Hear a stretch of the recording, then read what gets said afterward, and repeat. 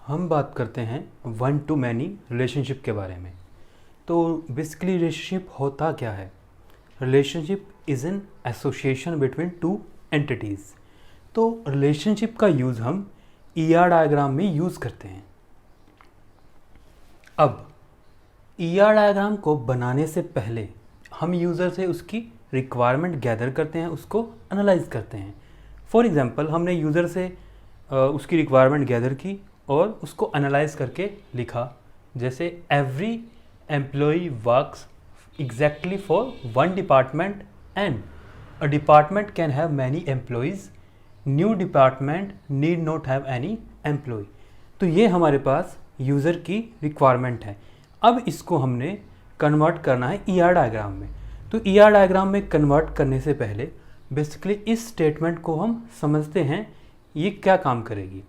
तो यहाँ पर हमारे पास इस स्टेटमेंट में दो एंटिटीज़ हैं, एक एम्प्लॉई और दूसरा डिपार्टमेंट, और जो इन दोनों के बीच में रिलेशनशिप है वो है work for. Employee works for a department.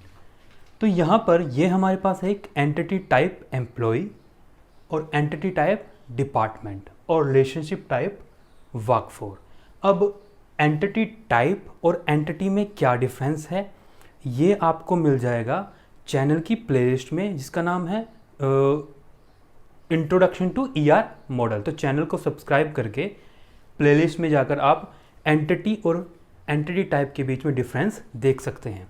तो यहाँ बात करते हैं एंटिटी टाइप एम्प्लॉई और एंटिटी टाइप डिपार्टमेंट और रिलेशनशिप टाइप वर्क फॉर। तो अकॉर्डिंग टू दिस स्टेटमेंट, इस स्टेटमेंट में लिखा है employee works exactly for one department. तो यहाँ पर एम्प्लॉई है एंटिटी टाइप, इसके अंदर एंटिटीज़ हैं E1, E2, E3, E4, E5 और E6। और डिपार्टमेंट एंटिटी टाइप में जो इसकी एंटिटीज़ हैं वो है D1, D2 और D3। तो यहाँ पर लिखा है कि एक एम्प्लॉई एग्जैक्टली एक ही डिपार्टमेंट के लिए काम करेगा।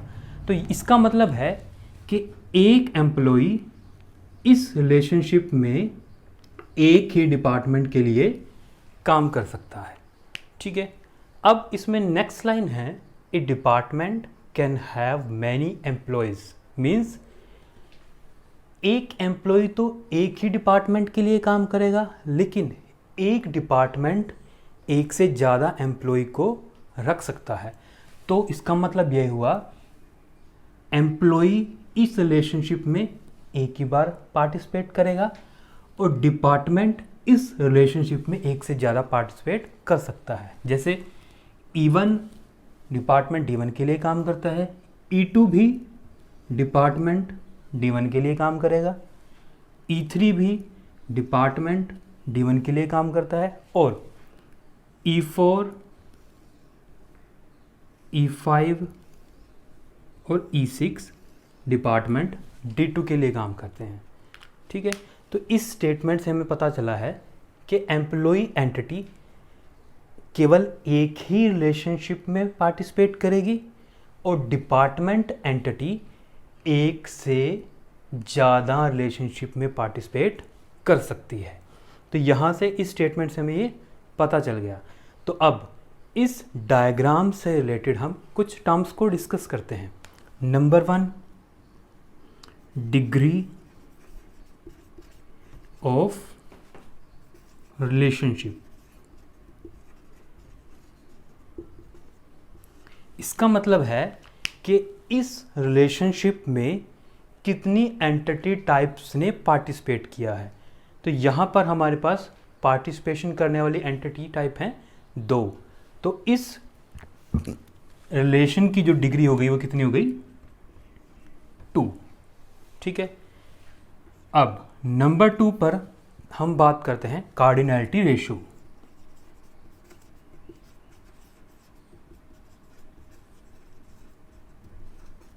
अब कार्डिनैलिटी रेशो का मतलब है कि एक एंटिटी टाइप की कोई एंटिटी मैक्सिमम कितने रिलेशनशिप में पार्टिसिपेट कर सकती है। तो ये है maximum number of participation of an entity in A relationship.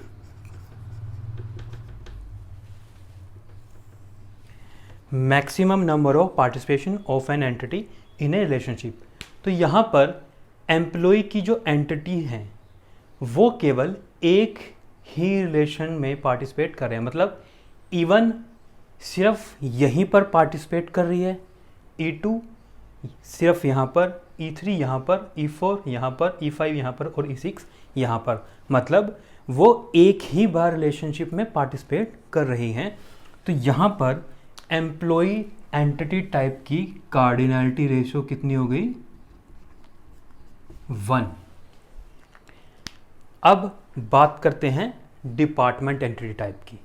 तो डिपार्टमेंट एंटिटी टाइप इस रिलेशनशिप में एक से ज़्यादा बार पार्टिसिपेट कर रही है। तो एक से ज़्यादा बार पार्टिसिपेट कर रही है तो हम उसको मान लेते हैं एक से ज़्यादा n। तो यहाँ पर डिपार्टमेंट की जो कार्डिनैलिटी रेशो हुई वो हुई n, मतलब एक से ज़्यादा बार। अब नेक्स्ट टर्म हम डिस्कस करते हैं पार्टिसिपेशन और एग्जिस्टेंस। इसका मतलब है कि minimum number of participation.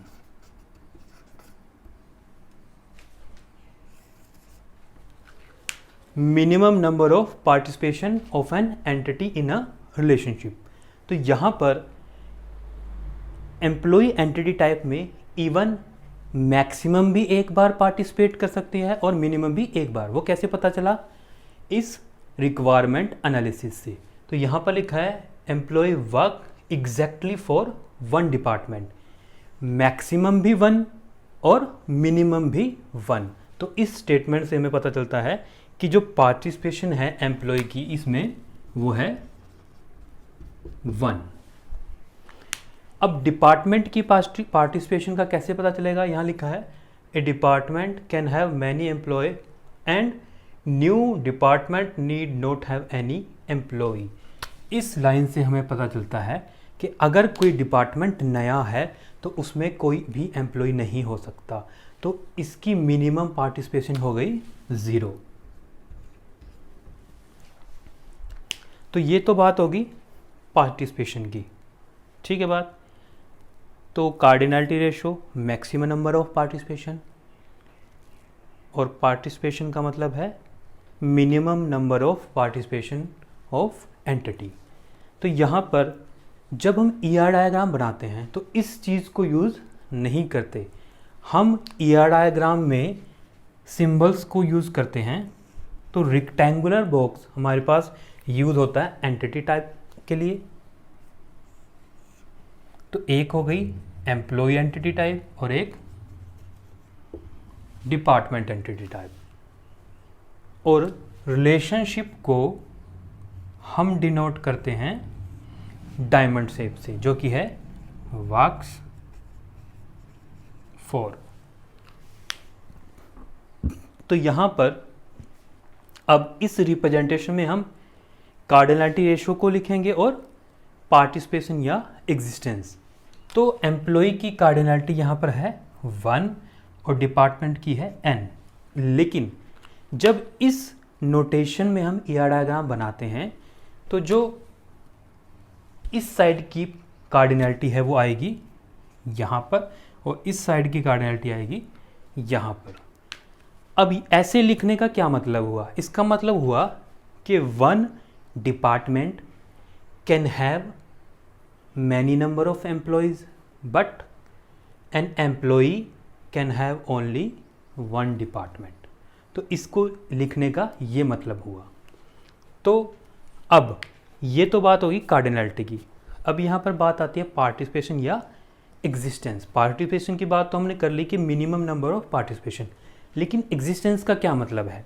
Existence का मतलब है यहाँ पर लिखा है every employee works exactly for one department, means अगर एक डिपार्टमेंट होगा तभी कोई एम्प्लॉय एग्जिस्ट करेगा।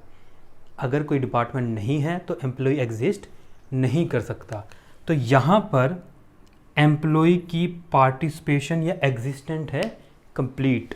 लेकिन एक department can have many employee but new department need not have any employee. मतलब अगर एक डिपार्टमेंट नया है तो उसके अंदर कोई एम्प्लॉय नहीं भी हो सकता। तो इस डिपार्टमेंट की जो पार्टिसिपेशन है वो है पार्शियल और एम्प्लॉय की जो पार्टिसिपेशन है वो है टोटल। तो इस रिप्रेजेंटेशन को हम कहते हैं cardinality ratio single line double line representation. तो एक ER डायग्राम को डिनोट करने का तरीका हो गया ये। अब हमारे पास एक दूसरा तरीका भी है।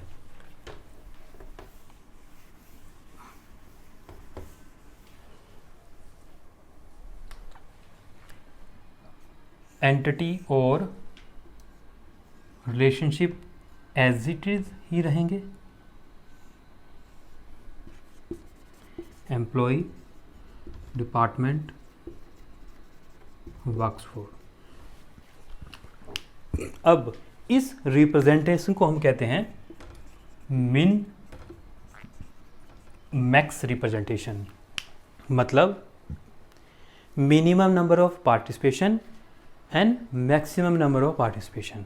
तो अब एम्प्लॉय की मिनिमम पार्टिसिपेशन, ये है पार्टिसिपेशन मिनिमम, वो कितनी है 1। और मैक्सिमम का मतलब कार्डिनैलिटी रेशो, वो भी कितना है 1। अब बात करते हैं डिपार्टमेंट के लिए। तो यहाँ पर मिनिमम पार्टिसिपेशन है 0 और मैक्सिमम मतलब कार्डिनैलिटी कितनी है n। तो दूसरा तरीका रिप्रेजेंटेशन का हमारे पास हो गया मिन मैक्स रिप्रेजेंटेशन। वो पहला है cardinality ratio single line double line representation. लेकिन मोस्टली आप कहीं भी यूज़ करते हैं, बुक्स में देखते हैं तो यही रिप्रेजेंटेशन आपको मिलेगी। अब इनमें फ़र्क क्या है, यहाँ पर आप देखकर बता सकते हैं कि कोई एंटिटी टोटल पार्टिसिपेट कर रही है रिलेशनशिप में या पार्शियल, और यहाँ पर हमें ये नहीं पता चलता। लेकिन एक चीज़ हो सकती है कि अगर यहाँ पर मैं कहता हूँ मिनिमम पार्टिसिपेशन कितनी है 2,